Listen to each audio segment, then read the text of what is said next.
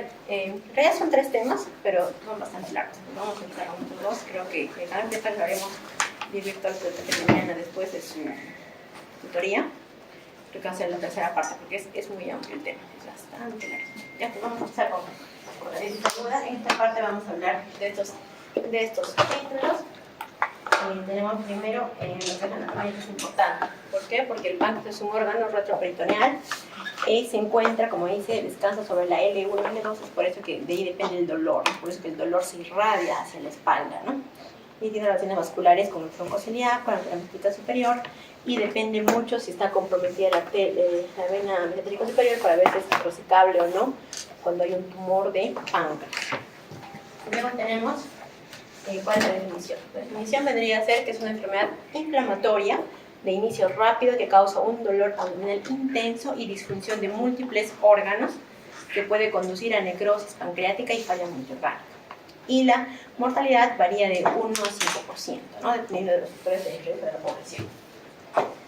Aquí tenemos que diferenciar estos 3 tipos. Ya desde entrada estamos dividiendo la pancreatitis en 3, en leve, moderadamente severa y severa según criterios de Atlanta, ¿no? Entonces, ¿por qué es importante? Porque la leve casi no da ninguna complicación y es la más frecuente, ¿no? Como dice un centículo de los pacientes, la media de ingreso es de 6 días. ¿Dónde viene? Está 6 días hospitalizado y tiene 0 mortalidad. Entonces, es muy importante en la epidemiología. ¿Por qué? Porque la moderadamente severa ya hay colecciones. Sabemos que está la definición de esto es que haya una falla de un órgano blanco por menos de 48 horas, ¿no? O que haya algún tipo de necrosis, colección, ¿no? Entonces, esto es casi el 28% de los pacientes y más o menos se quedan hospitalizados hasta 11 días, ¿no? Son casi 2 semanas, a diferencia de la otra que es 1 semana. Y tiene una mortalidad del 2%. A diferencia que la severa, sabemos que según Atlanta nos dice que es un fallo de órgano blanco más de 48 horas, más o menos un 7% de todos los pacientes hospitalizados y tiene una media de ingreso de hasta 39 días, ¿no? Entonces, ustedes ven que es más de un mes. Es importante diferenciarla porque según el paciente haga una u otra, vamos a ver su pronóstico, ¿no? En este caso, incluso vean que llega hasta un 50% de mortalidad, ¿no? Entonces es importante diferenciarlo de esa manera, ¿no? Ver la epidemiología entre los 3 tipos. Después tenemos los 2 tipos de pancreatitis que se presentan, ¿no? Son, por ejemplo, una pancreatitis aguda, intersticial o edematosa y la necrotizante. La más frecuente es la edematosa, hasta un 80%, ¿no? Esto incluiría todo lo que es la pancreatitis aguda leve que hemos hablado, y la necrotizante hasta un 20%. Entonces, como ustedes ven, el aspecto del páncreas es, pues, lógicamente según su nombre, ¿no? Está edematoso o tiene focos necróticos, ¿no? Entonces, es importante estas 2 presentaciones. Y también es muy importante la historia natural de la enfermedad. ¿Por qué? Porque se divide en 2 fases, ¿no? Es una fase temprana y una fase tardía. ¿Cuánto demora la fase temprana? Aproximadamente 2 semanas. En esas 2 semanas, ¿qué pasa? El paciente ingresa y en este momento se activa, ¿no? Según la fisiopatología, la cascada inflamatoria. Puede haber una translocación bacteriana. Entonces, en este momento el paciente ingresa con signos de CIRS, ¿no? Puede hacer taquicardia, hace febrícula, podría haber hipertensión o hipotensión. Entonces, es las primeras 2 semanas, ¿no? Y si el caso que sea leve, ya se resuelve, ¿no? Y ya no se resuelve todo el cuadro. En caso de que sea grave, estos síntomas se exacerban, son más fuertes, ¿no? Todo lo que hace un CIRS mucho más persistente y es más, con marcadores inflamatorios mucho más elevados, ¿no? Pero después esta pancreatitis mejora, ¿no? Mejora y después aparecen las complicaciones locales. Entonces, ¿por qué es importante esto? Porque durante estas primeras 2 semanas normalmente no hay infección. A pesar de que hay signos de un CIRS, no hay infección. Recién la infección del páncreas, de ese tejido pancreático necrótico, se da a partir de la 2ª semana. Esa va a ser pregunta de examen. ¿Por qué? Porque vamos a poner el paciente que ingresa con criterios de CIRS, con 2 días de evolución, y ya tiene una tomografía con una colección peripancreática, por ejemplo. Entonces, ¿cuál es el manejo de este paciente? Si son primeros 3 días de la enfermedad, estamos en un CIRS, ¿no? Hay un CIRS persistente, o sea, no es que el paciente esté infectado, o sea, Puede estar con febrícula, taquicárdico, pero eso no es signo de infección, no es parte del SIRS. ¿Por qué? Porque recién se va a infectar cuando, a partir de la segunda semana, ¿no? Esto es importante que sepan diferenciar las fases, ¿no? Después, en la fase tardía, a partir de la segunda semana empiezan ya las complicaciones, ¿no? Las colecciones necróticas, peripancreáticas, y a partir de la cuarta semana ya se ve quiste y el WON, que es la colección necrótica encapsulada, ¿no? Entonces, es importante que memoricen este cuadrito, ¿ya? Luego, tenemos la fisiopatología, ¿no? ¿Por qué? ¿De qué depende de que una pancreatitis sea leve, moderadamente severa o severa, ¿no? Entonces, en gráfico lo podemos explicar de esta manera. En la pancreatitis aguda leve, sabemos que los órganos blancos, como sabemos que es pulmón, corazón, riñón. Entonces, en esta parte, la precarga es todo lo que va a ingresar, ¿no? al corazón. Entonces, si es que tenemos buena ventilación, el paciente no va a sufrir mucha náusea, mucho vómito, es más, hay dolor. Entonces, en este momento no hay mucha alteración. Por lo pronto, la bomba, el corazón, va a haber una buena presión de perfusión a nivel de los tejidos. Entonces, vamos a mantener la perfusión a nivel de tanto cerebro, riñones. Va a haber buena diuresis porque no hay mucha alteración. ¿Por qué? Porque no ha habido pérdidas, no ha habido un secuestro del tercer espacio, que es en la siguiente, ¿no? Entonces, de una pancreatitis aguda leve. ¿Por qué? Porque no hay mucha alteración. Eso quiere decir que no requiere mucha hidratación. Mientras que cuando ya esto empeora, ¿qué va a pasar? Va a aumentar las pérdidas, ¿no? O sea, va a haber náusea, vómito. Entonces, ¿esto qué va a hacer? Va a reducir, ¿no? Va a reducir esa precarga. Entonces, y además de eso, no siendo suficiente con esto, el páncreas, por el mismo que está comenzando a secuestrar líquidos, ¿no? Va a generar colecciones a nivel peripancreática, intrapancreática, y va a estar tan edematoso, así como cuando, por ejemplo, ustedes se golpean la mano, entonces crece como que se edematiza el tejido y todo el líquido, o sea, comienza a estar en el espacio intersticial, ¿no? Entonces va a haber ese secuestro del tercer espacio. Y aparte, al disminuir esta presión, va a haber un síndrome de permeabilidad capilar, que eso va a hacer que todo el líquido fluya al intersticio. Entonces va a haber una gran cantidad de pérdidas, ¿no? Y estas pérdidas que van a originar que haya una hemoconcentración, que haya una baja de diuresis, que disminuya la orina y aumente la urea, ¿no? Entonces, en este momento ya estamos en lo que se llama liga de la hipovolemia. El paciente, al haber perdido tanto líquido, tanto por los vómitos y por las colecciones, va a hacer que el paciente baje la presión. Entonces, en este momento es donde se justifica la hidratación. Entonces, si uno hidrata adecuadamente al paciente, va a hacer que esta hipovolemia se podría corregir en algún momento, se podría ayudar en este momento a nuestra hidratación. Pero, ¿qué pasa si es que ya es mucho, o sea, ya pasamos al estadio más severo, que es la liga del shock distributivo? En este momento, además de lo que dijimos, las pérdidas, la permeabilidad capilar, ya hay factores inflamatorios que producen ya que ni siquiera si yo hidrato con lo que yo le ponga de líquidos ya no va a responder a eso, ¿no? ¿Por qué? Porque ya hay un shock distributivo. Acá que requiero, ya requiero aminas, ¿no? Entonces, esa es la severidad de la pancreatitis aguda. Entonces, ustedes tienen que comprender de que la fase de la hipovolemia es donde nos va a ayudar bastante la hidratación endovenosa, ¿no? Entonces, eso es importante. Después, la etiología, como ustedes saben, lo más frecuente, la causa más frecuente es la litiásica, luego seguida por el alcohol, luego los triglicéridos, ¿no? Son las causas más frecuentes de pancreatitis aguda. Luego tenemos otras, ¿no? Que ahorita las vamos a mencionar, presos genéticos o fármacos.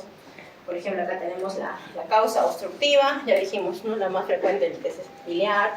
Tenemos también tumores, ¿no? El mismo cáncer de páncreas puede causar como un debut una pancreatitis aguda. Parásitos, ¿qué parásitos? Por ejemplo, Ascaris, lumbricoides, la fasciola han ocasionado pancreatitis aguda, los divertículos duodenales, un páncreas anular, y también el alcohol, ¿no? El alcohol etílico, metílico, veneno de escorpión, los insecticidas también van a ocasionar pancreatitis aguda. También tenemos otras causas como por las metabólicas, que dijimos que es el triglicérido, la diabetes, la hipercalcemia también es causa, ¿no? Por eso cuando ustedes les pedimos, pidan un estudio para ver etiología de pancreatitis aguda, cuando descartamos biliar, descartamos alcohol, descartamos triglicéridos, ¿qué tenemos que pedir? Calcio, ¿no? Es importante porque es una causa de pancreatitis aguda. Luego también tenemos otros trastornos vasculares como la vasculitis, los émbolos, la hipotensión, ¿no? Isquemia también traumatismos, ¿no? El hecho de que haya habido un accidente de tránsito o un golpe en la parte del abdomen también va a causar una pancreatitis, ¿no? Luego también tenemos cuál es el diagnóstico, ¿no? Según criterios de Atlanta, ¿qué nos dice? El diagnóstico es 2 de 3 criterios. ¿Cuáles son? 1, el dolor típico. ¿Cuál es el dolor típico? Un dolor abdominal agudo en epigastrio o cuadrante superior izquierdo que irradia hacia la espalda, ¿no? Asociado a náuseas y vómitos. No hay pancreatitis sin náuseas y vómitos, eso es muy frecuente. Puede haber también distensión abdominal, anorexia y el aumento de las enzimas pancreáticas. ¿Cuál es la amilasa y la lipasa? ¿Cuánto? Más de 3 veces el valor normal, ¿no? Y hallazgos compatibles en tomografía o resonancia o en ecografía de pancreatitis, como cuáles. Vamos a verlos. Tenemos, por ejemplo, bueno, estos son un diagnóstico, el examen físico, tenemos los signos característicos, el signo de Gray-Turner, que es como una equimosis, ¿no? En los flancos, y el signo de Cullen, que es una periumbilical. Entonces,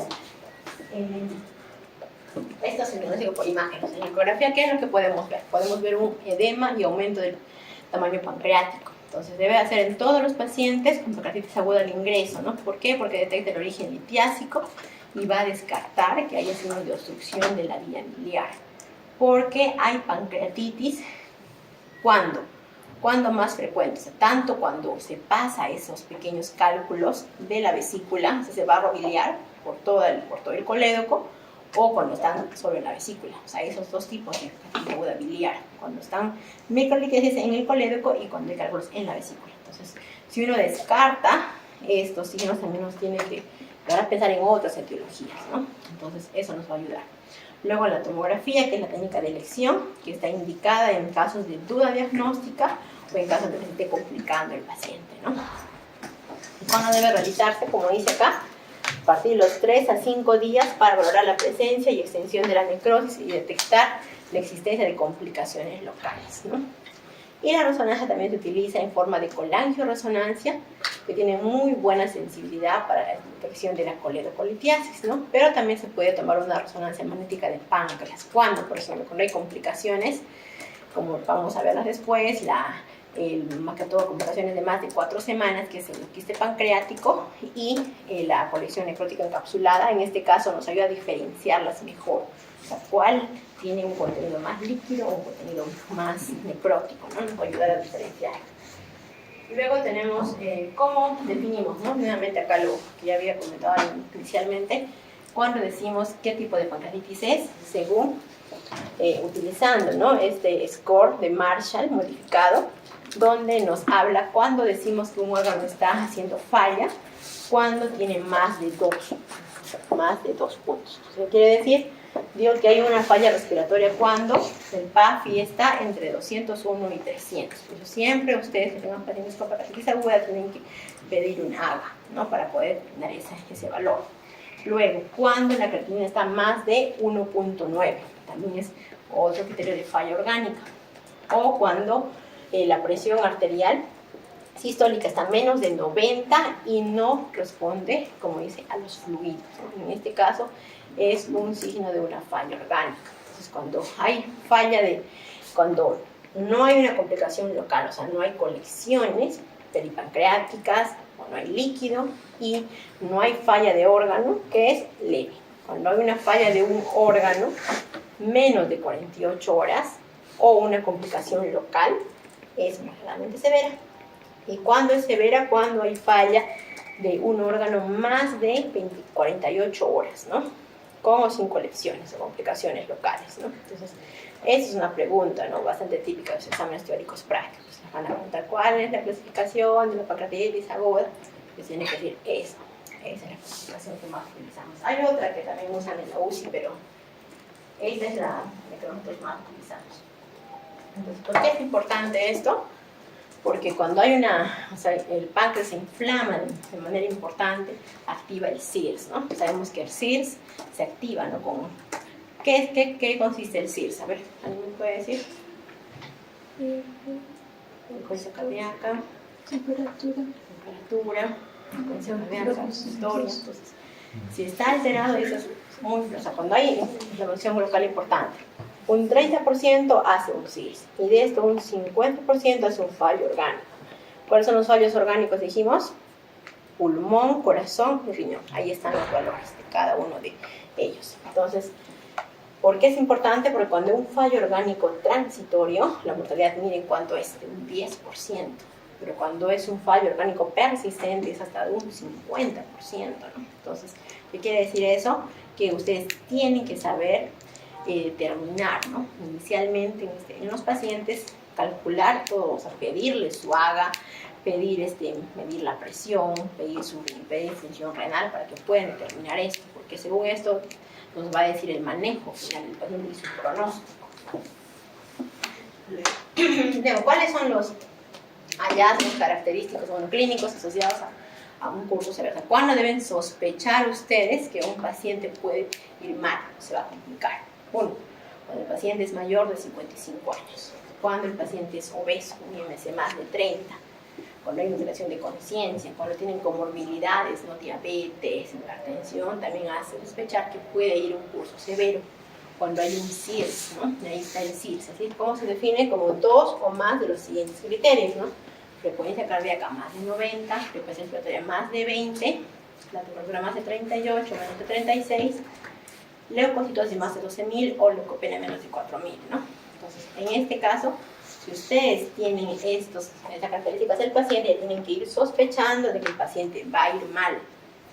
Cuando el BUN está más de 20, cuando la creatinina de ingreso está alta, o tienen un hematocrito más de 44, ¿no? Entonces, cuando tienen estos valores, tienen que sospechar ustedes que el paciente va a ir mal. Entonces, y cuando también que hay exámenes iniciales imagenológicos, tenemos un derrame pleural, hay infiltrados pulmonares, hay colecciones líquidas extrapancreáticas. Cuando tienen un paciente que ya tiene alguna de estas, tienen que ustedes ir pensando que el paciente se va a complicar, va a ir mal, o sea, tiene un curso severo. Entonces, ¿qué otros scores, además de esas aislados? Tenemos estos scores, ¿no? Tenemos score que hasta ahora utilizamos, ¿no? Todo lo que son scores de Apache 2, el score de Glasgow, el score de VISAPS, el score de HAP. Entonces tenemos bastantes scores, o solamente hecho de medir, ¿no? Ver si tiene o no CIS, la PCR, cuánto está, si está elevada, el hematocrito, el BUN, todos estos predictores de seguridad nos van a, como dice su mismo nombre, vamos a saber cuándo el paciente va a complicarse o no. Entonces, ustedes tienen que saber en qué consiste, al menos aprenderse al menos uno de ellos, ¿no? Principalmente es uno de los más utilizados, ¿no? Entonces, apréndanse este. ¿Qué es el VISAP? Calculen el BUN más de 20, la urea más de 42, que haya un estado neurológico alterado, que haya un CIRS, que haya la edad, ¿no? ¿Más de cuánto? 65. Y que haya una efusión pleural. Entonces, si cumple alguno de estos criterios, como dice, más de 3 puntos, ya está alterado. Entonces, acá lo podemos ver sus scores. El VISAP mayor o igual a 3 puntos cuando menos de 24 horas. El Apache 2 cuando mayor a 8 puntos menos de 24 horas. El Ransom mayor o igual a 13 menos de 48 horas. La urea más de 60 milimoles al ingreso y la PCR a las 72 horas más de 150. Entonces, tienen que utilizar al menos uno. Memorícense al menos uno. Lo que yo les aconsejo que por ahora se memoricen es el VISAP, porque eso va a venir en su examen. ¿Ya? Entonces, memorícense ese score. Entonces, además, ¿por qué es importante la procalcitonina y la PCR? La PCR más de 150 es un predictor de severidad, como dice, útil recién a las 48-72 horas, porque cuando el paciente ingresa está bajo el valor, recién al segundo o tercer día recién va a subir este valor. Y la procalcitonina, ¿por qué? Porque también nos va a predecir que esa necrosis esté o no infectada, ¿no? Entonces, y eso es muy importante. Ustedes pueden ver, ¿no? En los días cuál es la evolución de la PCR, ¿no? Los primeros días, cuando es una pancreatitis edematosa, aumenta, ¿no? Los primeros 2, 3, hasta 15, hasta el quinto día hasta su pico máximo. Cuando es una pancreatitis necrotizante, aumenta más lentamente, pero está más alto, llega hasta el quinto o sexto día en que se encuentra más alto y se mantiene por más tiempo. Pero también les ayuda a ver qué grado de inflamación tienen. Ustedes tienen que siempre tener los exámenes cuando tengan gente hospitalizado, de la PACH, que van a revisar, ¿no? Es un poquito más complejo, pero se utiliza bastante en la UCI. Luego, cuando dijimos que se indicaba la TEM, la tomografía, cuando hay un diagnóstico inicial poco claro, o sea, puede que haya de repente dolor, náuseas, vómitos, pero hay una amilasa y que están normales. Entonces, ¿yo qué hago? Pido mi tomografía para determinar si es que hay o no un diagnóstico imagenológico.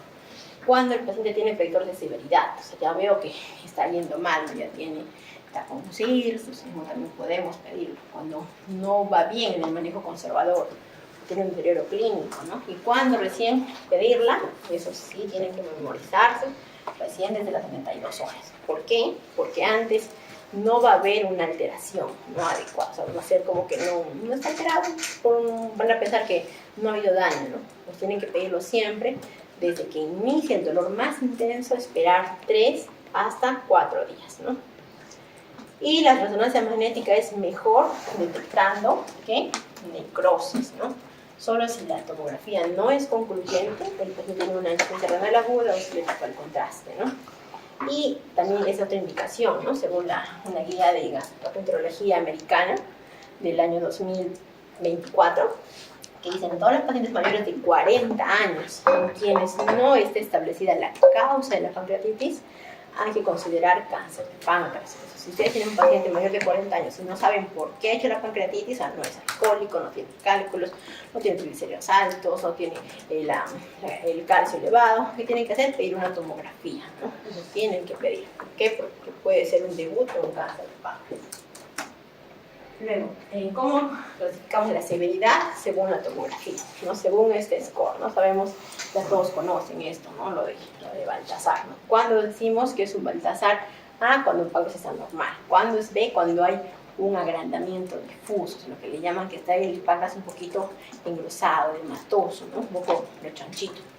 Y el C es cuando hay anomalías intrínsecas del páncreas, pero asociados a cambios leves en el tejido peripancreático. Y la D cuando hay una colección, E cuando hay más de 2 colecciones. Y los grados de necrosis, ¿no? Según estos puntos. Entonces, todo esto, sumamos el puntaje y nos sale un índice de severidad bajo, medio, alto. Por ejemplo, en esta imagen, a ver qué pueden ver ahí. ¿Qué pueden ver? Que el páncreas claramente se ve que solamente queda, ¿no? El páncreas, recuerden que capta contraste, ¿no? Entonces debería verse todo este color, ¿no? Debería verse más hipericogénico, pero en este caso, ¿cómo lo están viendo? Que solo se realza el borde, es decir, que solamente esto tiene de páncreas, solamente la parte que está hipericogénica. Y lo del medio es necrosis. ¿Por qué? Porque no capta contraste, además tiene burbujas de aire, lo que está señalando las flechas, ¿no? Entonces, en este caso, ¿cuánto de páncreas ven que hay acá? Menos, ¿no? La necrosis es más del 60%, del 50%, según esto, ¿no? Más del 50%, porque miren, será pues un 90% de páncreas que están necrosados, ¿no? Entonces, y también en este caso hay colecciones, ¿no? Una colección grande y tiene líquido, entonces tiene un índice de severidad alto, ¿no? Tomográfico, esta tomografía, ¿no? Este paciente.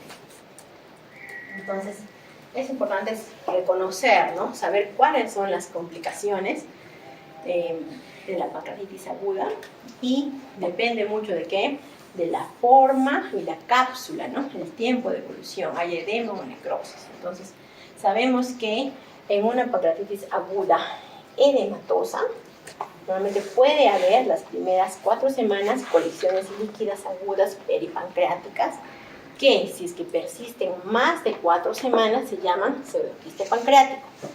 Y en la pancreatitis aguda necrotizante hay una colección necrótica aguda que si es que no resuelve o no mejora, se convierte en una necrosis pancreática encapsulada, que es el llamado WON, ¿no? Entonces, eso tiene que recordarlo siempre. Antes, esta es la nueva nomenclatura, antes se hablaba de absceso pancreático, flemón, ahora ya no se habla nada, ahora se habla con estos términos, ¿ya? Y entonces, ¿cómo los diferenciamos? Entonces, la colección líquida peripancreática, que dijimos que era una pancreatitis intersticial o edematosa, se ve de manera homogénea. O sea, este es el páncreas, ustedes ven acá que hay una colección, ¿no? ¿Por qué? Porque no capta contraste, es líquida y normalmente es homogéneo, como dice ahí. Es de una densidad líquida, no tiene pared. Ustedes acá no ven ninguna pared, no hay pared y normalmente suelen ser peripancreáticas. Luego, si es que esta, vamos a compararla con la colección necrótica aguda, porque ambas son menos de 4 semanas, ¿no? En este caso, esta es heterogénea, quiere decir que tiene unas zonas que son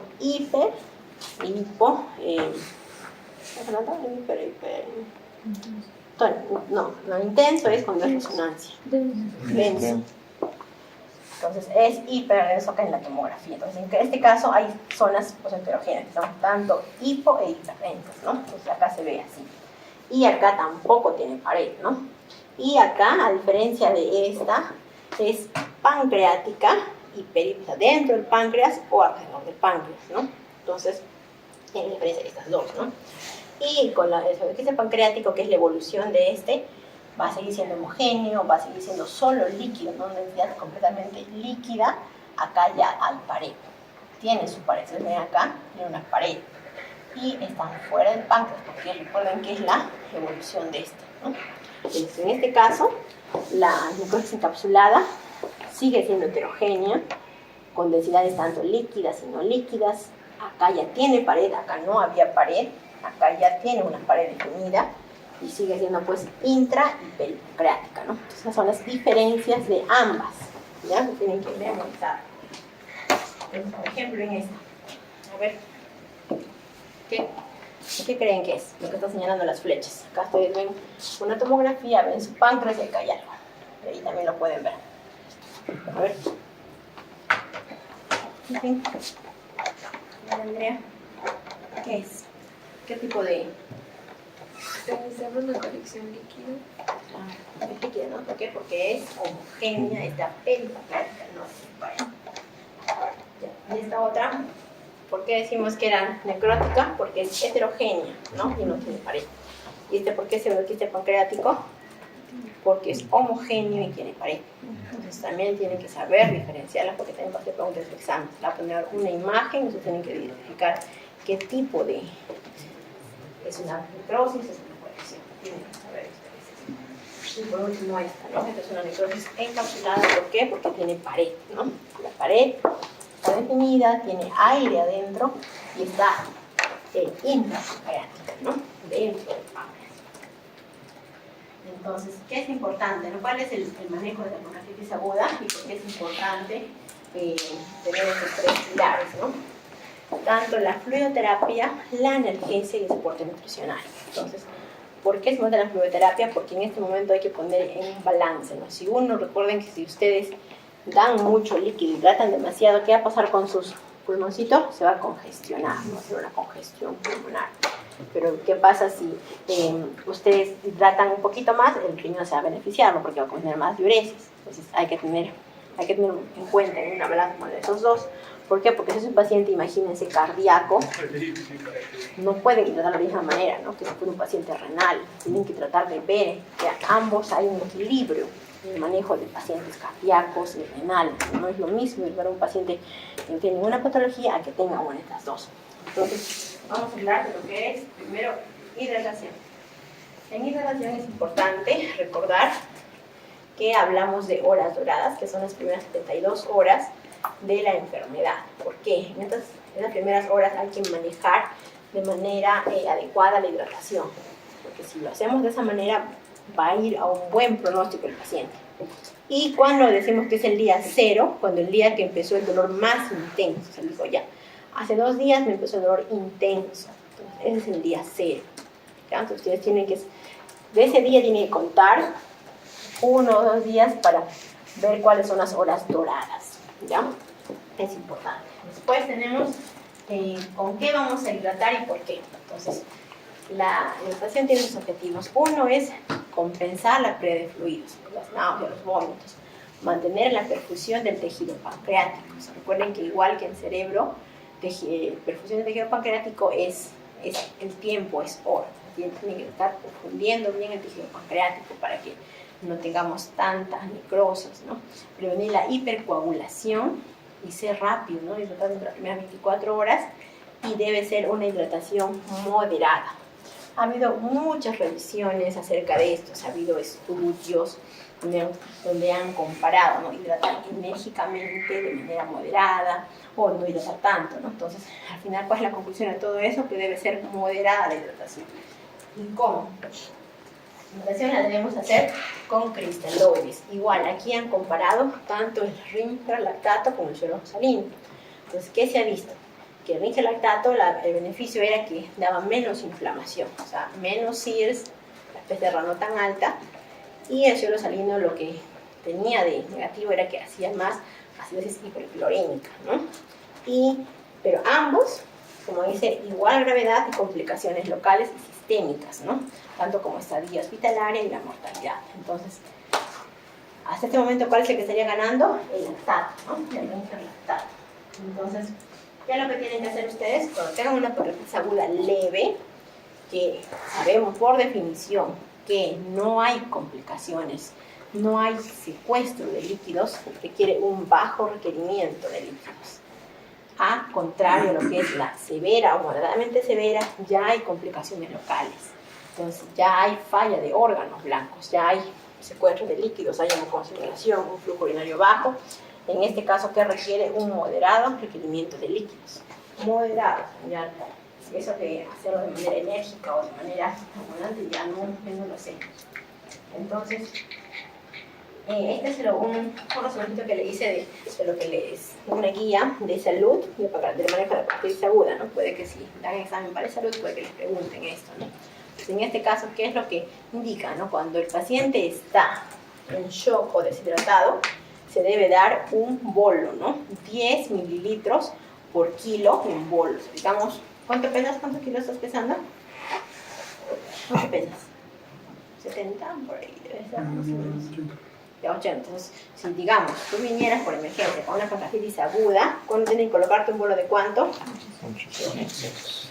Y después tienes que multiplicar tu peso por 1.5 por 24 horas. Y eso tienes que perfundir al paciente en un día, ¿no? Entonces, en su guía, o sea, esto es lo que deberíamos hacer, ¿no?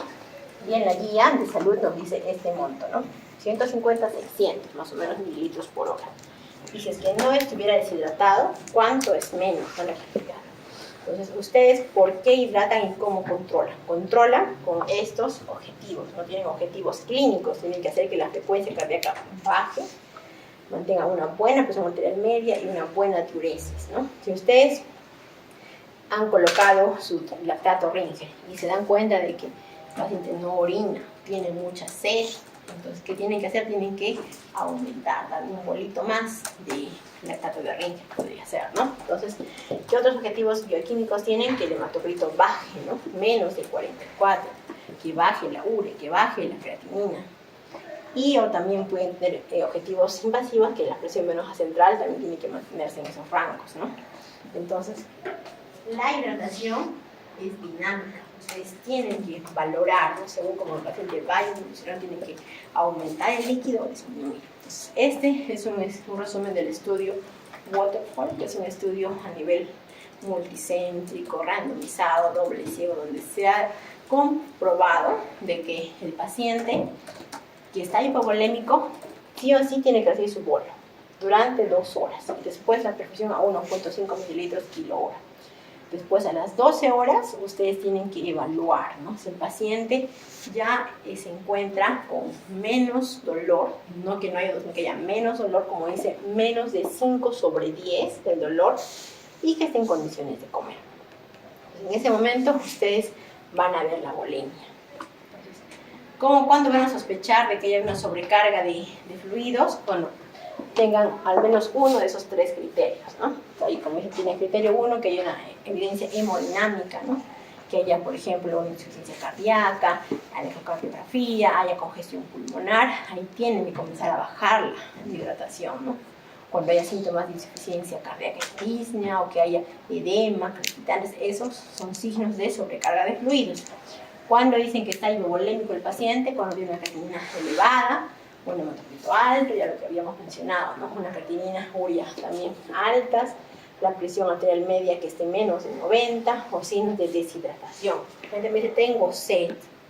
Si me dice que tiene sed, pues ustedes tienen que sospechar de que estamos dando muy poco líquido, ¿no? O sea, no es normal que diga, tengo sed y ustedes no le den más líquido. Tienen que hidratarlo de manera adecuada, ¿no? Entonces, ustedes, según esos criterios, lo clasifican, ¿no? Si hay sobrecarga, tienen que disminuir, ¿no? O suspender, lógicamente, la hidratación. Si es que están normovolémicos, seguimos con la perfusión del líquido, ¿no? Seguimos con esa perfusión al menos por 24 horas, ¿no? De lactato ríngera a 1.5 mililitros kilo hora. Y vemos, ¿no? La tolerancia oral. Si es que está hipovolémico, podemos dar otro bolo, ¿no? Otro bolo de 10 mililitros por kilo durante otras 2 horas. Y ahí tenemos que nuevamente reevaluarnos. Si estamos bien, seguimos con una perfusión de 1.5, ¿no? Entonces, este es como que el resumen del manejo de las patologías, ¿ya? Entonces, el otro pilar dijimos que era la nutrición. ¿Por qué? Paciente con pancreatitis aguda, que ustedes comúnmente, como dijimos, que la mayor parte es las leves, si el paciente ustedes ven que ya le bajó el dolor y ya tiene hambre, ¿qué tienen que hacer? Darle dieta oral. ¿Qué dieta le van a dar? Una dieta blanda y grasa, ¿no? Está demostrado que la dieta blanda y grasa de inicio es mucho mejor que darle primero líquida restringida, líquida amplia. Tienen que pasar por una dieta blanda.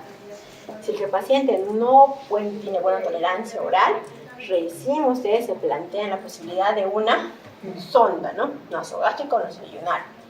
Si el paciente está sedado, es una paciente aguda severa, está con distrés respiratorio, está haciendo un shock hipovolémico, ahí ya tienen que considerar la nutrición enteral, ¿no? Pero si el paciente puede comer, es mejor que coma por él mismo. Entonces, ahí está, ¿no? Entonces, dijimos que iniciamos cuando el dolor era menos de 5/10, hay apetito incrementado y tienen que tener hay un score de síntomas, ¿no? Para ver que el dolor, síntomas también de páncreas, que hay tensión abdominal, dificultad, tienen que valorar, ¿no? Es que ese score esté bajo para poder darle dieta al paciente, ¿no? Y como dije, la nutrición con dieta blanda, ¿no? Dieta blanda, hipograsa o sólida, no está recomendada la progresión. Y ahora la nutrición enteral, cuando dijimos que son pacientes que están graves, con mucha necrosis, un cis persistente y no pueden comer, ¿qué tenemos que colocarles? Una sonda nasogástrica, ¿no? Entonces acá es un estudio que han comparado, tanto sonda nasogástrica y nasolingual. Entonces, en este caso ustedes ven que la eficacia es muy similar, ¿no? O sea, comparando acá muertos, o sea, en este caso ninguno de estos han sido significativos para decir cuál damos, solamente resulta más inclinada la balanza a la nasolingual cuando hay vómitos persistentes, cuando hay una compresión extrínseca en el duodeno, cuando, por ejemplo, tengo una colección líquida peripancreática o una necrosis pancreática aguda que esté comprimiendo. Recuerden que al estar el páncreas retroperitoneal tiene cercanía con el duodeno, se va a comprimir el duodeno. Entonces, si comprime el duodeno y usted le coloca zona nasogástrica, lógicamente va a vomitar, pues, ¿no? Entonces, en ese momento es la indicación cuando colocan zona nasolingual, porque acá está la compresión y ustedes colocan la zona mucho más abajo de la compresión, ¿no? Entonces, ahí otra pregunta de examen, ¿no? ¿Cuál es la indicación de zona nasolingual cuando hay vómitos persistentes o compresión del duodeno, ¿no? Por una masa. Luego, esta es el resumen que les tengo de su guía, ¿no? Igual de salud. Y cuando es no severa, debería iniciar nutrición enteral, como dice, lo antes posible, ¿no? Hasta 48 horas de ingreso. Cuando la vía oral no es tolerada y cuando es severa, debería ser máximo hasta 3 días. O sea, ustedes no pueden tener al paciente más de 3 días sin ningún tipo de dieta, porque cuanto más tiempo ustedes lo tengan sin una zona, sin ninguna nutrición enteral, el paciente va a ir peor, va a ir mal, va a ser más isquemia, más necrosis, más CIRS, todo incrementa. Como es un límite de 3 días como máximo, ¿no? Para darle una nutrición enteral, ¿ya? Luego, analgésicos. ¿Qué utilizamos, no? Como dice, la elección de analgesia debe ser individualizada en cada paciente, ¿no? Muy efectivos son los opioides y los AINES. Ya sabemos que se pueden utilizar. Antes decíamos que no se utilizaban los opioides porque producían disfunción de los líneas de oro. Pero eso no es abusador. Ahora sí se recomienda, se puede utilizar opioides como tienen ahí, ¿no? Fentanilo, gabapentina, codeína, el tramadol, AINES, ¿no? Entonces la recomendación acá es ¿cuál usar? Primero, siempre utilicen su escala de dolor. Los pacientes que ingresan por emergencia pueden utilizar lo que tenemos a disposición en todos los hospitales, metamisol, no mejora, tramadol, no mejora con tramadol, que pasamos a fentanilo, codeína, vamos escalando. Uno de igual, ¿no? Entonces sacado de su guía de salud. Entonces primero empiezan con, acá empiezan con tramadol. Luego, ¿qué le dan? Morfina. Luego, ¿qué le dan? Petirina. Y ahí están las dosis y cómo es que se da, ¿no? Las escalas. Esa es de la guía igual de salud. Y los antibióticos. El siguiente pilar es ¿en qué momento damos antibióticos al paciente con hepatitis aguda? Como dice este estudio, se ha hecho un ensayo clínico aleatorizado donde han visto dos maneras, ¿no? Han dividido los pacientes en dos. Uno, basado en un juicio médico para dar antibióticos y basado en la procalcitonina. Cuando la procalcitonina medía luego de a los 0 días, 4, 7 días y después semanal, si estaba menos de 1 nanogramo por mililitro, no empezaban antibióticos. Si estaba más de 1, recién empezaban antibióticos. Entonces, con esto se ha visto que quien ha usado más antibióticos han sido los mismos médicos que han indicado, ¿no? Sin usar esto.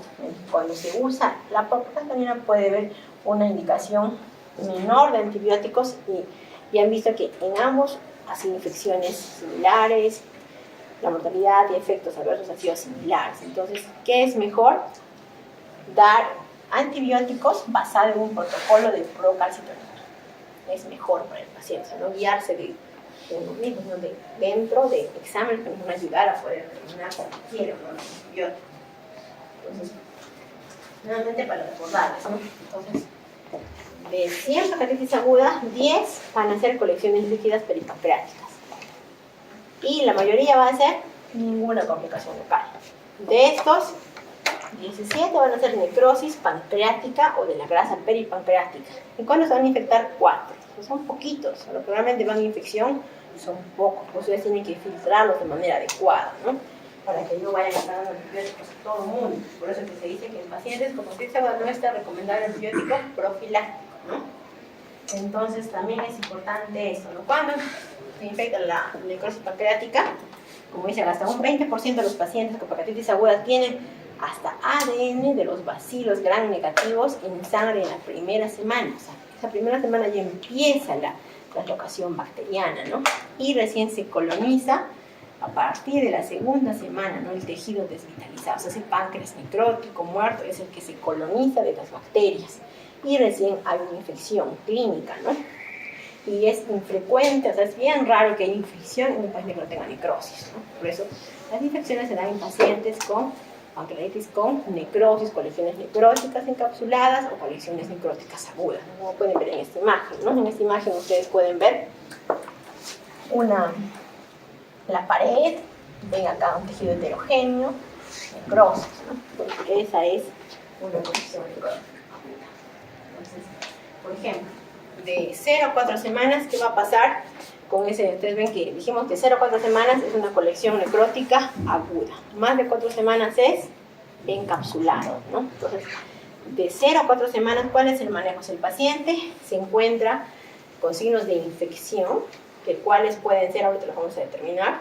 El manejo es un drenaje endoscópico que no, en ese momento no se puede realizar. ¿Por qué? Porque no hay una pared. El drenaje endoscópico se realiza por medio de una endoscopía, ecoendoscopía, se hace como una pequeña un corte que se hace en el estómago que combina con ese pseudoquiste o con esta colección líquida peripancreática y la drena. Entonces, en las primeras 4 semanas no se puede porque no hay paredes. En estas semanas, ¿qué se hace? Drenaje percutáneo, pero solo si el paciente está inestable, o sea, no solamente si lo requiere, no en todos.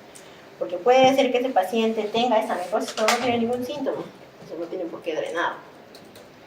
Mientras cuando es más de 4 semanas, ustedes ya pueden hacer drenajes tanto percutáneo, endoscópico o quirúrgico, ¿no? Entonces, el tiempo es importante. Luego, esos son los signos de alta sospecha de necrosis infectada. Que haya fiebre, un SIRS, ¿no? Un SIRS de nuevo, o sea, el paciente al inicio puso un SIRS, luego mejoró y luego vuelve a hacer otro SIRS, que no mejora a partir de la segunda semana, que haya un fallo orgánico que no mejora o aparece recién en la segunda semana, que haya aire en el paciente con una clínica compatible, que sospechamos infección. Entonces, cuando hay infección es cuando damos antibióticos recién. Entonces, ahí está el resumen, ¿no? Cómo es que se hacen tipos de drenaje, ¿no? Por ese drenaje es percutáneo, ¿no? Se ingresa por vía radiología intervencionista, radiólogo con ecógrafo, a identificar el lugar más cercano a la colección y conecta, ¿no? Coloca los drenes y catéteres justo en esa zona para que se pueda drenar. Y esto se hace cuando dijimos menos de 4 semanas, ¿no? Drenaje endoscópico, cuando es más de 4 semanas, se ingresa por vía endoscópica, se colocan también estos tipos de estén metálicos, o sea, son como unos tubitos metálicos que se expanden automáticamente y eso hace que el líquido de la colección necrótica pase, ¿no?, hacia el estómago y drene a través del estómago. También tenemos otro tipo de, eso es drenaje. ¿Drenaje para qué? Para colecciones líquidas. Se drena lo que es líquido. Cuando se hace necrosectomía, cuando hay ya necrosis, hay pus, hay líquido heterogéneo. Entonces ahí hay que hacer una debridación. Entonces, ¿cómo se puede hacer la debridación? Vía endoscópica, que también se puede jalar, no sé, en ese orificio que se ha hecho del estómago y conectando la colección, se extrae con pinzas, con ácido, se saca toda la necrosis. O por vía quirúrgica, donde se ingresa, ¿no? Así por un aparato por la laparoscopía, por la vía retroperirrenal, se ingresa y se comienza igual a extraer todos los tejidos. Así, esos son los tipos de manejo de las complicaciones, ¿ya? ¿Cuándo está indicada la CEPRE? Solo está indicado cuando hay colangitis aguda o hay pancreatitis con predictores de obstrucción biliar. Así es que hay obstrucción biliar definida por un patrón colestásico, un colédoco dilatado, hay cálculos en la colangioresonancia o hay colangitis aguda, ahí es donde hay que hacer la CEPRE. No cuando hay pancreatitis aguda sin predictores de obstrucción biliar. Si es una pancreatitis aguda y solo tiene cálculos en la vesícula y no hay patrón colestásico, no tienen por qué hacer CEPRE, ¿no? Porque no está el cálculo y no es lo que ha condicionado la pancreatitis, ¿no? Y acá está el resumen de eso, ¿no? ¿En qué momento? Entonces, cuando hay colangitis, tienen que hacerlo urgente, en menos de 24 horas. Cuando no hay colangitis, pero hay una obstrucción biliar, pueden hacerlo hasta 3 días, ¿ya? Y si no hay obstrucción biliar, no se hace.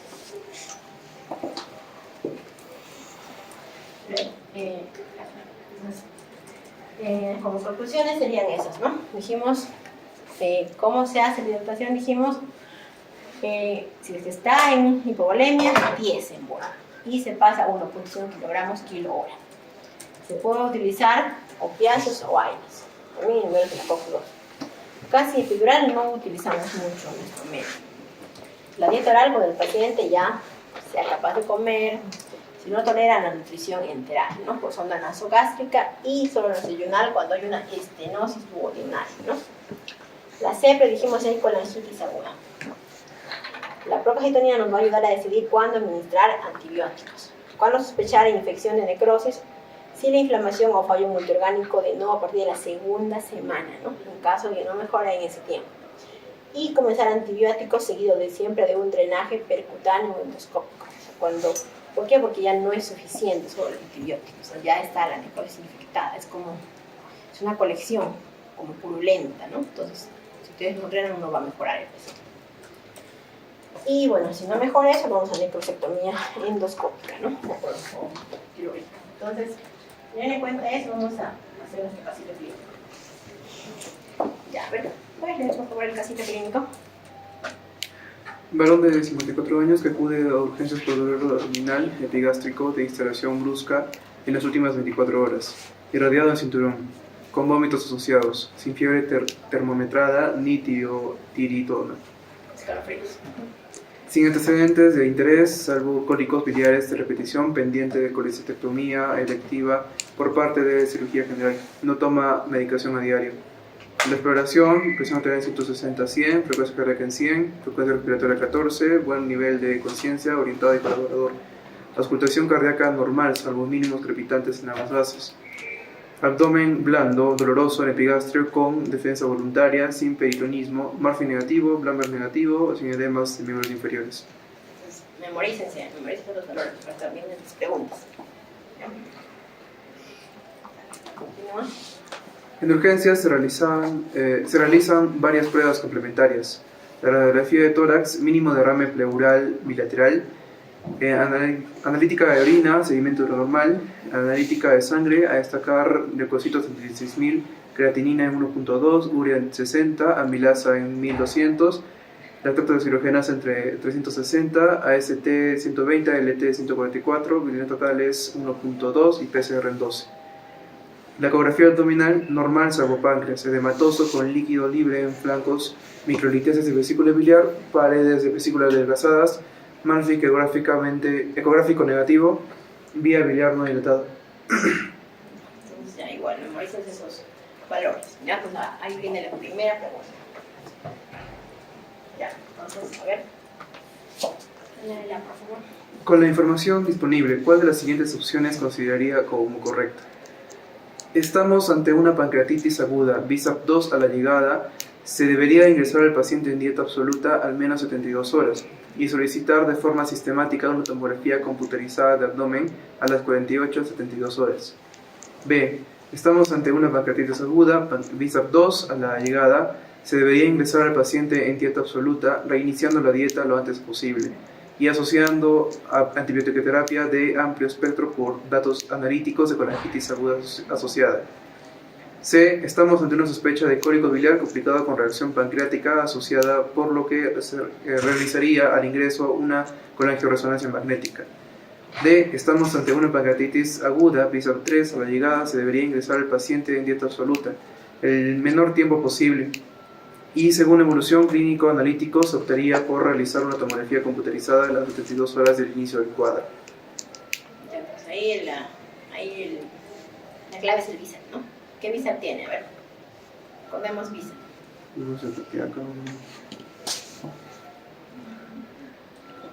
A ver, la B de qué era. Este es 60. Acá escribimos en 60. ya, entonces ahí tenemos. ¿Qué más? BISAP. Y es conciencia. ¿Había alteración? No había, ¿no? Alteración de conciencia, ya. La S, CIRS. ¿Había CIRS? No había CIRS. ¿Por qué hay CIRS? Porque había frecuencia cardíaca elevada, temperatura y ya había CIRS. Luego, ¿qué es BISAP? La edad. ¿Cuántos años tenía el paciente? 54. Ya, no tiene. Luego había la efusión pleural. ¿Tenía o no tenía? Sí. Ya, entonces, ¿cuántos puntos tiene? 3. Ya, entonces, son 3 los puntos al que quedan. ¿Cuál sería la respuesta? La D, ¿no? La única que tiene. Entonces, siempre tienen que fiarse al menos de uno, ya de un score. Entonces, en este caso, es la respuesta porque son BISAP 3 a la llegada, donde debe ingresarse en NPO. Y hay que pedirle una tomografía recién a 72 horas de inicio del cuadro, ¿no? Entonces, ustedes responden la pregunta de cuando sepan, ¿no? Dicen cuál es el BISAP. Luego, a ver, continúa por favor. El paciente evoluciona de forma desfavorable desde el punto de vista clínico, con lenta insaturación, instauración de la dieta y aumento en reactantes de fase aguda. En la analítica de control a las 48 horas destaca leucocitos en 14.000, creatinina en 0.98, AST en 40, LT en 53, GGT en 89, FAS en 115, fosfasa alcalina en 115, biluminas totales en 0.98, PCR en 340, procalcitonina en 0.05. El paciente experimenta fiebre termometrada en 38.3, sin tiritonas, dolor abdominal controlado. Ahora, ¿qué tenemos acá? Que ha hecho más leucocitos, más y la fiebre, ¿no? Y estamos en el segundo día, segundo día. Entonces, a ver. Pregunta 2. ¿Cuál de las siguientes aseveraciones consideraría falsa?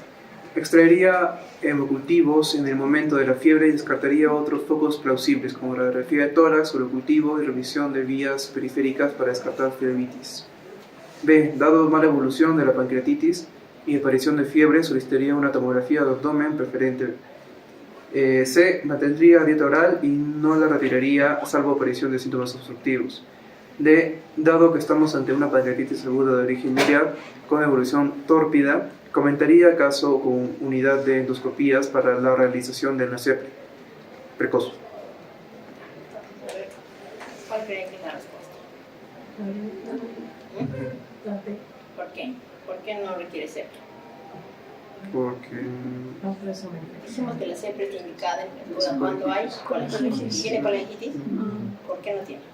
porque solo se ve en la ecografía signos de clorosis. Hoy solo hay microlitiasis. No hay. ¿Para qué colangitis tiene que ver qué?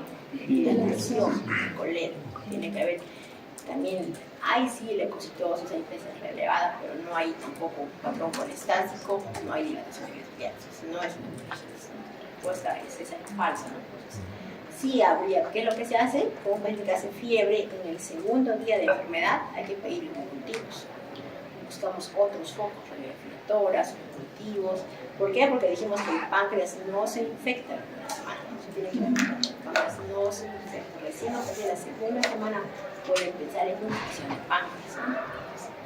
Y como es la tomografía también, ya hay que pedir no más de los 2 días, ¿no? Entonces, esa es la respuesta. Entonces, el paciente es diagnosticado de una bacteremia por catéter secundario a un estafilococo aureus, ¿no? Eso es por las flebitis que tenemos, ¿no? ¿Por qué? Porque tras 10 días de tratamiento con nitroglicina y retirar la vía periférica responsable. Lo dice que en la tomografía de 62 horas, objetivo pancreatitis aguda necrotizante, ¿no? Más de 50 de parénquima, grado E de Baltasar, colecciones líquidas asociadas peripancreáticas y a distancia inician pancreatina, que es en enzimas pancreáticas, 250.000 unidades, con las comidas. Por el paciente comienza en torno al día 14 del ingreso con saciedad precoz, dolor abdominal postprandial. Se realiza una nueva tomografía a los 16 días de ingreso. Y acá está la imagen. A ver.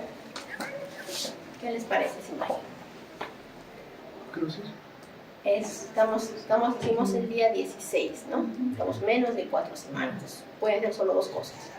O necrosis aguda o una colección líquida peripancreática. Pero dijimos que el paciente ya no tenía una presión bastante alta, ¿no? Ahí donde y tiene un BISAP 3, ya como que ustedes ya sabiendo que el paciente puede tener signos de y la gravedad, ya tiene que ir pensando que lo que él está haciendo pues más necrotizante, ¿no? Que una hematosa. Entonces, ¿qué es eso? Una necrosis, ¿no? ¿Por qué? Porque el páncreas no se define, ni siquiera hay buena captación de líquido pancreático, es heterogéneo y no tiene paredes, ¿no? Entonces, claramente es una necrosis aguda. Entonces, ¿cuál es la respuesta aquí?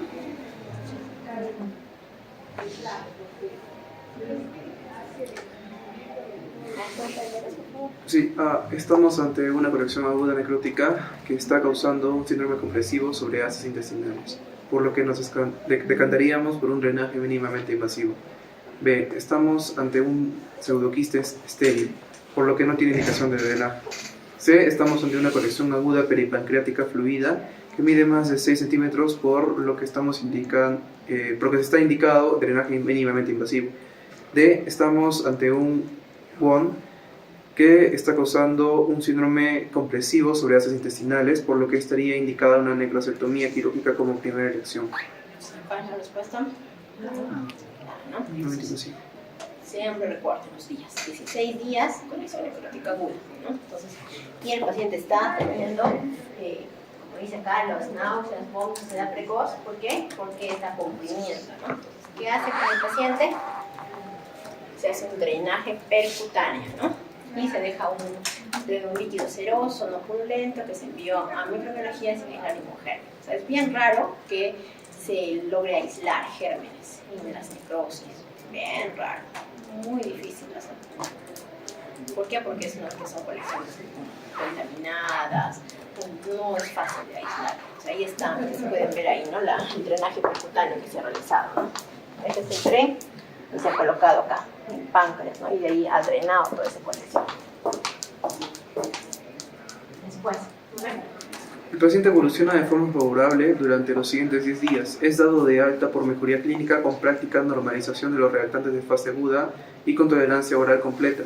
Se cita en un mes a consulta externa de pancreatología con una tomografía de abdomen de control, elastasa fecal y analítica de sangre completa incluido insulina. Previo péptido C y anticuerpo antimorena casilada.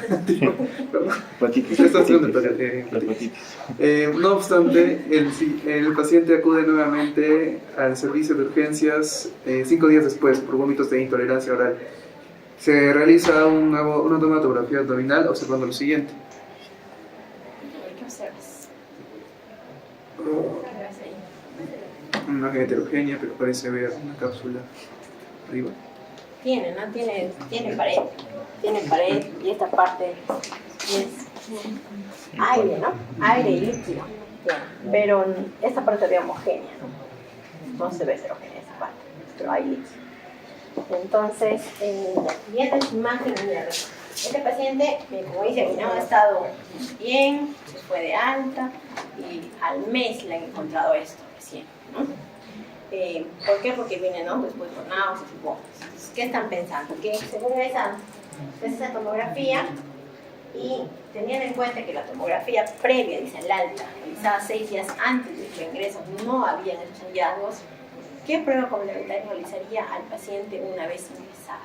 O sea, ¿qué piensan que es eso? ¿No? Recuerden que no había, ¿no? Esa colección no había, tenía una necrosis, pero la necrosis fue drenada. Y el paciente ahora apareció con una nueva lesión, ¿no? Que aparentemente es como un quiste, ¿no? ¿Por qué? Porque tiene pared, como pseudoquiste, no tiene pared, no homogéneo. Entonces, ¿qué estudio nos ayudaría a determinar qué es lo que tiene? ¿Geotomografía? ¿Por qué? Porque podemos determinar cuál es páncreas y cuál no. Geotomografía. La geotomografía es para ver vasos. Vasos. La pilangio. Ese traducir. Angiografía. Si estamos... ¿Qué se puede pensar en este caso? No la vi. Normalmente cuando hay necrosis, puede haber una disrupción del conducto Wilson. El conducto Wilson tiene una disrupción y por eso sale toda la secreción pancreática y forma páncreas, ¿no? Se llama un síndrome de conducto roto, como le dicen, o una disrupción del conducto de Wilson, ¿no? Y eso es lo que genera que haya esa colección nueva, ¿no? Después ya del mes, ¿no? Entonces, en este caso, ¿cuál es el manejo de esa disrupción? Colocar un stent pancreático. Se ingresa por endoscopía, con endoscopía se coloca un stent que vaya a, lógicamente, ocluir, ¿no? esa disrupción que tiene el páncreas, ¿no? Ese sería el diagnóstico. Entonces, para determinar que haya disrupción, ¿qué pedimos? Una colangioresonancia. Entonces, ahí vamos a ver esa disrupción del conducto Wilson. Ya, entonces, con este casito terminamos el tema de para poder preguntas, chicos. Un temita que van a tener muy frecuente ustedes, ¿no? En su internado. ¿Por qué? Porque es lo que más hay, ¿no? Todos los que están en hospitales han visto que lo que más van a ver siempre es pancreatitis. Tienen que saber manejar de manera adecuada la pancreatitis, ¿no? Siempre la hidratación, la dieta, cuando dar antibióticos, ¿no? Es importante. Y memorícense, ya les dije el score de Lisa. Ya mínimamente es igual. Tienen que saber la PCR, el hematopoiesis, tienen que saberlo. ¿Ya? ¿Entonces, ¿alguna pregunta, chicos?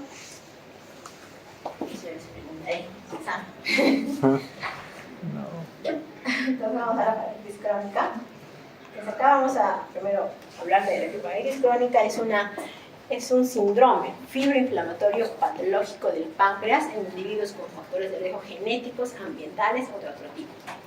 ¿Y por qué se caracteriza? Por episodios repetitivos de inflamación de intensidad variable, ¿no? Que van a ocasionar una injuria tisular crónica con reemplazo del parénquima pancreático por tejido conectivo fibroso. ¿Qué va a producir la clínica? insuficiencia pancreática exocrina y endocrina, dolor crónico, disminución de la calidad de vida y aumento de riesgo de cáncer, ¿no? Entonces ha habido un cambio en el paradigma, ¿no? ¿Por qué? Porque antes más, como dice, rompe la definición tradicional basada en criterios clínico-patológicos, enfocándose en diagnosticar el proceso patológico subyacente. Ahora se engloba, ¿no? Un concepto mucho más abierto, ¿no? O sea, como un síndrome fibroinflamatorio patológico del páncreas, ¿no? Entonces ese concepto, la nueva definición. Entonces, la incidencia, como ven, es algo raro, ¿no? Por eso dice 1.5 a 3 casos por 100.000 habitantes en toda Latinoamérica. Y la prevalencia es mayor en países como en Europa, Norteamérica, pero ha habido un incremento en los últimos años, ¿no? Más o menos la prevalencia es de 120 casos, ¿no? Cada 100.000 habitantes. Pero la sobrevida, fíjense que es de 20 años, ¿no? Que mayormente es frecuente en quienes, en hombres, varones, ¿no? De 40 a 60 años. Luego, este es el cero natural de la enfermedad, ¿no? Así como, igual con la parálisis aguda, también la parálisis crónica, ¿no? Entonces, pacientes inicialmente asintomáticos que tienen un factor de riesgo, los factores susceptibles, tanto genéticos, hepatitis idiopática, autoinmune. Entonces, tienen la infuria y eso que va a producir una pancreatitis aguda recurrente, ¿no? Que puede ser por las múltiples causas que vamos a revisar, que es cuando empieza, ¿no? Entonces, es donde ya tiene la recurrencia y recién empieza, ¿no? Una pancreatitis aguda temprana, que es más complicado detectarla, ¿no? Porque este es como que el punto más difícil de saber si tiene o no tiene la enfermedad. Porque una vez que ya la infuria ha estado continuamente presente y ya está establecida la pancreatitis aguda crónica, ¿por qué? Porque ya hay una disregulación inmune, ya hay una disfunción acinar, ya hay un dolor patológico, ya hay metaplasia, o en el estadio final, cuando esto progresa, ¿qué progresa? Progresa a una fibrosis del páncreas, insuficiencia exocrina, diabetes tipo 3C, ya ustedes ya han hecho, ¿no? En lo que es endocrino, la diabetes tipo 3C, un dolor característico. Entonces, cuando estos son los estadios de la enfermedad, lo complicado es detectarla en este momento, porque en este momento podría mejorar, ¿no? Podríamos regresionar. Una vez que ya pasó a eso, ya muy difícilmente va a resolverse, ¿no? Entonces, ¿en cuánto tiempo pasa? Muchos, el hecho de que ya tengan el riesgo, años, ¿no? El que sea recurrente en días, meses, mientras esto se resuelve o no resuelve, y ya mucho más tiempo, meses o años ya que está establecida, y ya hasta el final de la vida, ¿no? El estadio final. Entonces, la evolución, ¿no? La historia natural de la pancreatitis crónica. Y estos son los tipos de dolor que puede haber en la pancreatitis crónica. Es un dolor, como dice, persistente, con algunas fluctuaciones, ¿no? Ligeras. Puede ser persistente, pero con ataques dolorosos más intensos. Pero es un dolor continuo, ¿no? O también puede ser con ataques dolorosos entre ellos, ¿no? O también puede ser con un dolor intermitente, ¿no? Como dice acá, duele un tiempo, luego calmó, luego vuelve a doler. Son los tipos de dolor que hay en la pancreatitis crónica. Y es importante, ¿no? Hasta ahora sigue vigente, ¿no? Esta clasificación de Tígaro para ver la etiología. Entonces, el acrónimo Tígaro, como dice, corresponde a los tipos, ¿no? La T es tóxico metabólico, la I idiopático, como ven, G de genético, autoinmune, y la O tenemos de obstructivo, ¿no? Entonces, es la versión actual. Funciona como una lista de verificación jerarquizada, como dice, para ayudar al clínico a identificar y documentar todos los factores contribuyentes a un paciente con pancreatitis crónica, ¿no? Entonces, como ustedes pueden ver, ese esquema Tígaro va a ayudar, ¿no? Un paciente, por ejemplo, que puede tener varios factores, ¿no? El alcohol, el tabaco, las mutaciones genéticas, o la pancreatitis aguda recurrente, o sea, que tenga pancreatitis aguda en un momento, en menos de 3 meses, otra pancreatitis, luego otra pancreatitis, y a eso también nos predispone a una pancreatitis crónica, ¿no? Que también es un factor de riesgo. Nos va a ayudar este tipo de clasificación para determinar, ¿no? La etiología. Entonces, ahí también tienen, ¿no? Como ahí están cada una de ellas más explicadas, ¿no? El alcohol, que es el T, ¿no? de Tígaro, alcohol, cigarro, tenemos también la hipertrigliceridemia, tenemos que más de cuántos triglicéridos, más de 500, ¿no? triglicéridos ya nos predispone a una pancreatitis crónica. La causa idiopática, las genéticas, la pancreatitis autoinmune, tenemos la causa obstructiva, ¿no? Entonces todo eso es, para que puedan saber las causas, es complejo. Entonces estos son un resumen de todos los polimorfismos genéticos que están implicados, ¿no?, en la pancreatitis crónica, ¿no? Ahí tenemos según dónde esté actuando, ¿no?, la disfunción acinar, la disfunción de las células vitales. Entonces son los genes que están involucrados en esta enfermedad. Esas también son las enfermedades asociadas a inmunoglobulina G4, ¿no? Porque también recuerden que hay una pancreatitis autoinmune, entonces asociada a inmunoglobulina G4, que está relacionada, por ejemplo, con las colecistitis asociada a G4, esclerosantes asociadas a G4, son todas enfermedades que tienen alteraciones en las inmunoglobulinas, ¿no? Entonces tienen que conocerlas. O sea, todo eso son un conjunto de enfermedades que están asociadas a la pancreatitis crónica. Entonces, por ejemplo, en la autoinmune tenemos dos tipos, ¿no? La tipo 1, que está relacionada a la IgG4, como dice, pacientes mayores de 50 años, a menudo sin dolor significativo, pero con ictericia obstructiva indolora, ¿no? Y ven un páncreas, como dice, en salchicha, ¿no?, edematoso, y en elevación de la inmunoglobulina G4. Y se asocia a la inmunoglobulina G4 sistémica y responde a los córticos, es la mejor pronóstico, ¿no? La tipo autoinmune tipo 1. No así la idiopática ductocéntrica, que es menos común, afecta más a mujeres jóvenes, o sea, colitis ulcerativa y no presenta IgG4, ¿no?, elevada. Y también responde a esteroides. Pero como dice una pequeña fracción de ellos, es importante reconocerlo, ¿no?, que podría ser reversible. Entonces acá tenemos, ¿no?, la tipo 1, que es asociada a los IgG4, que ya como sabemos que está asociada a un montón de síntomas sistémicos de la inmunoglobulina G4 y que va a responder, ¿no?, a los corticoides. Pero que tienen una alta tasa de hacer insuficiencia pancreática exocrina e endocrina. Y la tipo 2, que mayormente está asociada a colitis ulcerativa, ¿no?, y que también ambas responden. La que tiene mejor pronóstico, lógicamente, es esta, ¿no?, los corticoides. Luego tenemos las causas obstructivas. ¿Cuáles causas obstructivas son? Por ejemplo, tenemos el páncreas liso, ¿no?, que es una variante congénita, un 7% de la población, drenaje del conducto Wilson, con la papila menor puede ser insuficiente, ¿no?, contribuyendo a una pancreatitis recurrente y eventualmente crónica en un subgrupo de pacientes.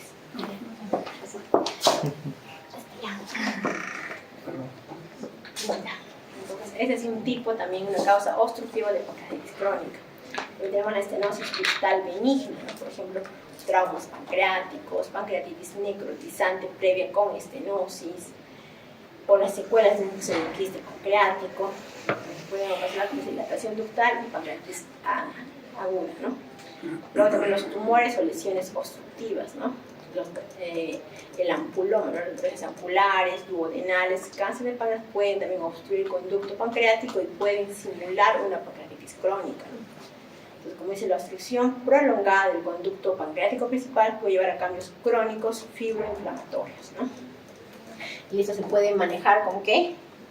Soluciones de vía endoscópica, ¿no?, como se coloca endoprótesis, se dilata, ¿no?, a nivel del conducto de Wilson, de dilataciones o cirugía, en este caso, los pacientes. Esa es la causa obstructiva. Luego tenemos la idiopática. La idiopática tenemos los tres tipos, ¿no? El inicio temprano, en jóvenes menos de 35 años, medio asociados a trastornos genéticos, el inicio tardío más de 35 años, etiologías todos detectables, ¿no?, microclasificaciones, moleculares, isquemia pancreática, o la otra, la tipo 3, que era tropical, que es la idiopática calcificante, ¿no?, asociada a desnutrición, déficit en jóvenes y también tiene base genética, ¿no? Entonces, se clasifica de esa manera cuando no tenemos una causa. Entonces, idiopático porque no significa una causa, después de haber hecho varias evaluaciones, pero es un porcentaje alto, ¿no?, un 20% de los casos. Entonces, ¿cómo hacemos el diagnóstico de una pancreatitis crónica? Primero tiene que haber una sospecha clínica, ¿no? ¿Y por qué está dada? Por el dolor, ¿no? Es un dolor intenso, ya vimos bastantes tipos de dolor, tanto crónico, típico, puede haber, dijimos, con elevaciones, antecedentes de la pancreatitis aguda recurrente, factores de riesgo, dijimos, conocidos como alcoholismo, tabaquismo, y manifestaciones de malabsorción, ¿no? Que sería la insuficiencia pancreática exocrina, ¿no? Y en la ecografía, ¿qué podemos encontrar? Calcificaciones pancreáticas, dilataciones ductales, como dicen, ¿no? Pero es operador dependiente y menos sensible. Por eso, ¿por qué preferimos la tomografía, ¿no? Abdominal con protocolo pancreático? Entonces, en la tomografía abdominal tiene una alta sensibilidad para cambios avanzados, ¿no? ¿Qué podemos ver? Ahora vamos a ver imágenes de calcificaciones intrapancreáticas, dilataciones, ¿no? Del conducto Wilson, atrofia glandular. Y en la colangioresonancia o resonancia magnética evalúa con mayor detalle, ¿no? Ya se puede hacer con secretina, que nos va a evaluar la funcionalidad ductal. Entonces, en esta enfermedad, la imagenología es un pilar diagnóstico muy importante, ¿no? Entonces, porque nos ayuda a determinar. Es muy complicado el diagnóstico de una pancreatitis sin tomografía. Entonces, ¿qué vemos en los exámenes, ¿no? En la tomografía es el primer examen, como ustedes ven, de la primera línea, y muestra calcificaciones, dilataciones ductales y cambios en el parénquima. En la resonancia que vemos, hay también, igual se visualizan los nódulos pancreáticos, cambios en el parénquima. Ustedes pueden ver de estos, y que tiene más especificidad vendría a ser la resonancia magnética. Y también tenemos el ultrasonido endoscópico, ¿no? Que nos ayuda también para ver si es que hay dudas, ¿no? Luego de una resonancia o una tomografía. Acá están las imágenes, ¿no? Estamos viendo acá en estas imágenes de páncreas, vemos las calcificaciones, ¿no? Que están señaladas en las flechitas. Luego las dilataciones, ¿no? El conducto de Wilson, pueden ver acá, está dilatado. Igual acá ven venos hepáticos, se ven los conductos que están dilatados. Entonces, esas dilataciones del conducto de Wilson nos habla de pancreatitis crónica, ¿no? Luego tenemos, este es un algoritmo, entonces, el manejo de la pancreatitis vendría a ser primero que el dolor, ¿no? Entonces, ¿con qué manejamos el dolor? Con analgesias no opioides, como dice ahí, utilizamos paracetamol hasta 3 a 4 gramos diarios, AINES, ibuprofeno, naproxeno, y también se utiliza bastante los coadyuvantes neuromoduladores, ¿no? Ustedes que están haciendo neurología, psiquiatría, saben todos los medicamentos neuromoduladores, ¿no? Pregabalina, gabapentina, antidepresivos tricíclicos, ¿como cuál? Como la mitriptilina, ¿no? Entonces se utilizan bastante en estas enfermedades. Y aparte que la causa, como decimos que la mayor causante es el alcohol, el tabaco, pues tiene que ser abstinencia, ¿no? De alcohol y tabaco. También se usan antioxidantes, como por ejemplo ahí no tenemos selenio, vitamina C, betacarotenos, podrían reducir, ¿no? El dolor. Luego también hay otros manejos de dolor, como que bloqueo de plexo celíaco, que también se hace en pacientes con un dolor muy difícil de manejar, ¿no? Se puede hacer por vía el anestesiólogo a estos bloqueos, ¿no? Guiados por ecografía para poder dar un alivio temporal. También está haciendo terapia pancreática, ¿no? Igual si es que hay causas mecánicas que estén ocluyendo, estén osando el conducto Wilson, también se hace, ¿no? Siempre con economía, colocación de stents, extracción de cálculos, ¿no? Y drenaje endoscópico de pseudoquistes. Y también cirugía pancreática, ¿no? Cuando fracasan los anteriores, se hace cirugías descomprensivas, ¿no? Resecciones parciales de páncreas o la pancreatectomía total, ¿no? Entonces, es el manejo del dolor. Aparte tenemos el manejo nutricional de la dieta y la suplementación, ¿no? ¿Qué tipo de dieta debe tomar un paciente con pancreatitis aguda crónica, hipercalórica, hiperproteica? Porque recuerden que suele haber, ¿no?, insuficiencia pancreática exocrina. Tienen que dar ustedes más proteínas, tienen que, todo como dice, restringiendo las grasas de cadena larga, se suplementa con triglicéridos de cadena media, también vitaminas y minerales. Todos los pacientes con pancreatitis crónica deben recibir suplementos, ¿no? ¿De qué vitaminas? Las liposolubles, la A, D y K, y vitamina B12, ¿no? Especial vitamina B debe monitorizarla, ¿no? Y reponer para prevenir la osteopenia. Y también debe prevenir la osteoporosis, ¿no? Por eso debe hacerse que una densitometría ósea en los pacientes con pancreatitis crónica y repetirla cada 1 o 2 años, ¿no? Luego es el manejo del dolor, la dieta. Y también tenemos que hablar de esta pancreatitis, crónica que va a causar la diabetes pancreatogénica, ¿no? Que dijimos que es la tipo 3C, ¿no? Entonces, ¿por qué se la caracteriza? Porque hay una deficiencia de insulina por exclusión de las células beta. ¿Cuánto es lo mínimo que el páncreas uno puede tener para que no esté afectada la función exocrina o endocrina? ¿Con cuánto mínimo de páncreas uno puede vivir normal, sin dificultades? ¿Con cuánto porcentaje de páncreas? 20, 30, 40, 50, ¿quién da más, quién da menos? 20, 30. Yes. El páncreas es un órgano muy noble, por eso que hasta 10% de páncreas ustedes pueden no tener una insuficiencia pancreática, exocrina, no endocrina. Entonces, para que haya esto, tiene que haber bastante lesión, ¿no? Bastante necrosis pancreática, para que haya eso. Entonces, en este caso, ¿qué hay? Hay deficiencia también de glucagón, mayor riesgo de hipoglucemias y casi siempre requieren insulina, ¿no?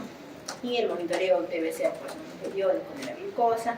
Se pueden usar como fases iniciales en diabéticos orales y después se usa pues, ¿no? La escala de insulina, ¿no? Dosis de insulina.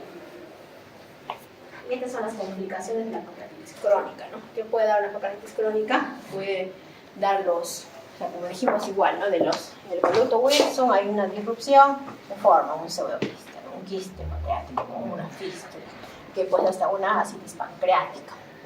¿Qué puede haber un conducto colédoco? Se puede dilatar, puede haber una trombosis de la vena porta, puede haber intensa inflamación de la cabeza del páncreas, ¿no? Porque como esto está obstruido, ocluido, no sale toda la secreción, se inflama más, puede debutar, ¿no? Como una pancreatitis aguda por esta inflamación que tiene. Luego puede haber también un conducto pancreático dilatado, y después también puede haber una ruptura, ¿no? Una ruptura del conducto principal que dijimos que ocasiona los pseudoquistes, los pseudoaneurismas. Entonces, todas estas son las complicaciones que puede tener un paciente con pancreatitis crónica. Y finalmente vamos a ver este algoritmo. Entonces, en este algoritmo, cuando sospechamos, ¿no? Pancreatitis crónica, cuando un paciente tiene un dolor abdominal clásico, hay insuficiencia pancreática tanto exocrina como endocrina, pues hay diabetes, hay malabsorción, hay mutaciones genéticas o polimorfismos genéticos, hay pruebas de función pancreática sugestivas de insuficiencia exocrina. ¿Cuáles serían? A ver, ¿qué prueba pancreática de insuficiencia exocrina conocen? La más común. No, elastasa fecal. La elastasa fecal es una prueba de función exocrina que nos va a medir que haya una insuficiencia exocrina, ¿no? La elastasa fecal. Entonces, si cumplimos estos criterios, pensamos, ya sospechamos que hay una pancreatitis crónica. Eso es lo que hay que hacer, hay que investigar el hígado, ¿no? Ya dijimos que era el hígado, ¿no? Después de eso pedimos la tomografía o la resonancia. Si están negativas estas dos, que pedimos la ecografía endoscópica, ¿no? Luego el ultrasonido endoscópico. Si está negativo, se hace una resonancia con selectina. Si está negativo, hace un estudio genético. Si está negativo, tienen que considerar otros diagnósticos, ya dudo que sea pancreatitis crónica, ¿no? Si estos contienen da positivo, ya es el diagnóstico de pancreatitis crónica. ¿Y qué hacemos cuando tenemos el diagnóstico? Hay que iniciar tratamientos. ¿Con qué iniciamos? Primero, nutrición, modificamos hábitos, como el alcohol, tabaco, terapia de reemplazo de enzimas pancreáticas, ¿no? ¿Qué se da? ¿Cuál enzima pancreática que se da acá? El creón, ¿no? El creón, que son pancreatina que viene de 25.000 unidades. Se dan 2 a 3 tabletas antes de las comidas. El paciente que tiene que tomar su tableta y recién puede comer, ¿no? Y el dolor dijimos que era manejo con AINES, opioides, ¿no? Si el dolor persiste, hay que aumentar las enzimas pancreáticas, hay que asociar IBP, ¿no? El omeprazol, usa la parte de opioides, no se puede utilizar opioides fuertes. Si persiste el dolor es más crónico, se hace manejo endoscópico, ¿no? Como por ejemplo un tratamiento con una litotripsia corpórea. Si persiste, hay que ver cómo es el conducto pancreático principal. ¿Está dilatado? Hay que ver, ¿no? Si no hay una lesión en la cabeza del páncreas. Si no está dilatado, se puede hacer una cirugía, ¿no? Cirugía de Whipple, una pancreatomía total o distal, ¿no? Entonces, ese es el algoritmo diagnóstico de una pancreatitis crónica, ¿no? Entonces, ese es el diagnóstico y cuando tenemos que sospecharlo. Entonces, a ver, ¿alguna pregunta, chicos? Háblanos ahorita de los van a dar examen, creo, ¿no? Sus compañeros. Entonces, en cuanto a la Sí. pancreatitis crónica, deberíamos enfocarnos también en estudiar lo que son los genes y las enfermedades celulares. No, no es importante.